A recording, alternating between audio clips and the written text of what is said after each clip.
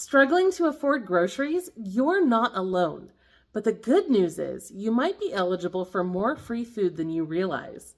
Today, we're diving into some programs that can help you put healthy food on the table without breaking the bank. The biggest and most well-known program is SNAP, the Supplemental Nutrition Assistance Program. It provides monthly benefits on an EBT card, which works like a debit card so you can choose the groceries that your family actually wants and needs. You can use your EBT card to buy groceries at most grocery stores, farmers markets, and even some online retailers. It's a lot more flexible than a food bank because you can choose the food that your family prefers. You aren't stuck with whatever groceries you're given, which is especially helpful for people with allergies or food sensitivities. Eligibility for SNAP is based on household size, income, and expenses. Even if you have a job or some savings, you could still qualify. The income limits vary by state, but generally you need to be at or below 130% of the federal poverty level for your income. In some states, you can earn up to twice the federal poverty level and still get SNAP food benefits. Applying for SNAP is easier than you might think. You can do it online, in person at your local SNAP office, or even over the phone. You'll need to provide some information about your household and income, and you might need to participate in an interview.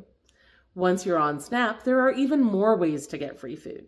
Many states have amazing programs that can double or even triple your benefits when you buy healthy foods like fruits and vegetables. One of the most popular is Double Up Food Bucks. You can visit lirlinks.com/doubleplup to learn more about how to double your benefits. Now, here's a program you might not know about, WIC. While it's primarily for women, infants, and children, grandparents raising grandkids or anyone who's caring for a child under the age of 5 can apply for help with this program. If you meet the income requirements, WIC provides access to healthy foods like milk, eggs, cheese, fruit, and vegetables for children under the age of 5 and for pregnant or breastfeeding women. They also offer nutrition education and breastfeeding support. In order to get WIC, you must meet income limits. The income limits are set at the state level, but usually they're somewhere between 100% and 185% of the federal poverty level.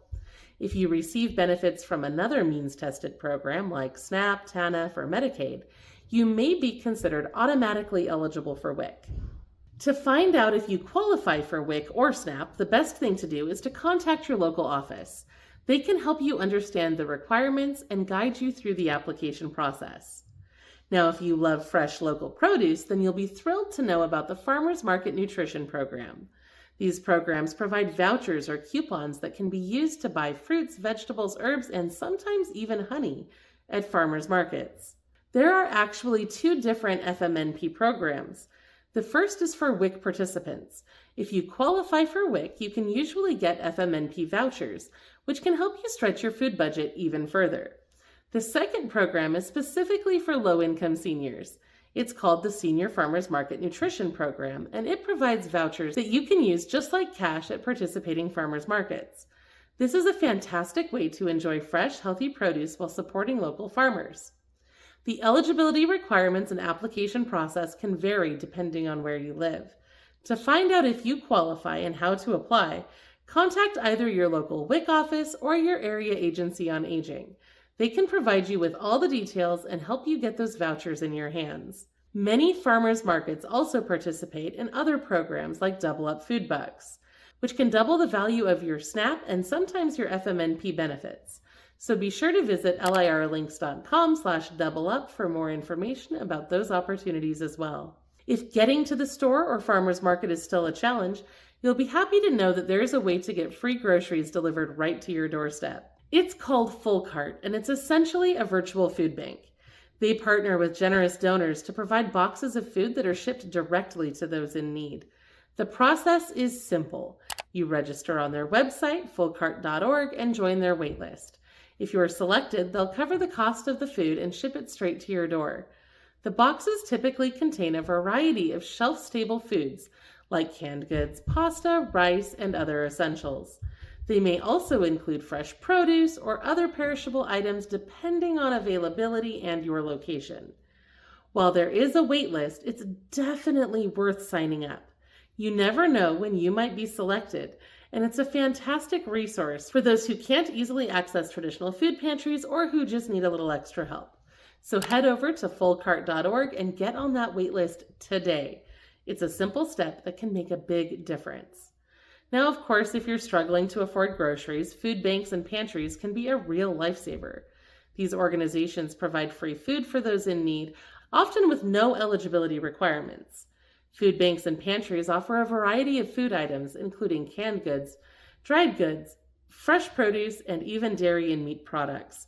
Some food banks have bakery items that you can pick up more frequently as well.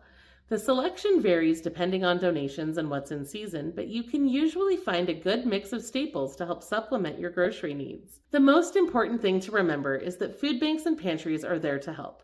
Don't be afraid to ask for assistance. Many of them have volunteers who can help you find what you need and even offer tips on meal planning or preparation. Now, you might be wondering about the quality of food from food banks and pantries. We've been hearing a lot of concerns about this lately. It's important to know that the USDA has stated that the dates on food are for quality, not for safety. This means that even if an item is past its best buy or sell by date, it's often still safe to eat. Of course, you should always use your best judgment and inspect any food before you consume it. Look for signs of spoilage like mold, discoloration, or an off odor. If anything seems amiss, it's better to be safe and discard it. To find a food bank or pantry near you, try searching online for your city or town name with food bank or food pantry near me in quotation marks. You can also call your local social services agency, use the Feeding America map, or call 211 for assistance. Now here's a unique way to get free food that you might not have heard of: gleaning. I recently had a friend show up with a giant box of potatoes she had gleaned from a local farmer. It was awesome. Gleaning is the age-old practice of collecting leftover crops from fields after the main harvest. Farmers often have excess produce that isn't perfect enough for stores, but is still perfectly good to eat. Gleaning programs organize volunteers to gather this leftover food and distribute it to those who need it. Gleaning can be especially helpful for seniors who are on a tight budget.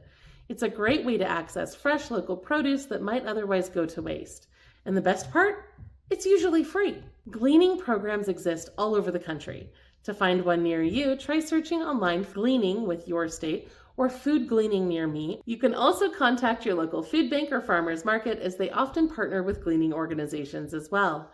Now, while we're on the subject, let's talk about an amazing opportunity to both reduce food waste and access free groceries: food rescue. Did you know that a shocking amount of perfectly good food gets thrown away every day? In fact, it's estimated that up to 40% of food in the United States goes uneaten, and it goes right into the garbage. This is not only a waste of resources, but also a huge missed opportunity for those who are struggling to afford food in the first place.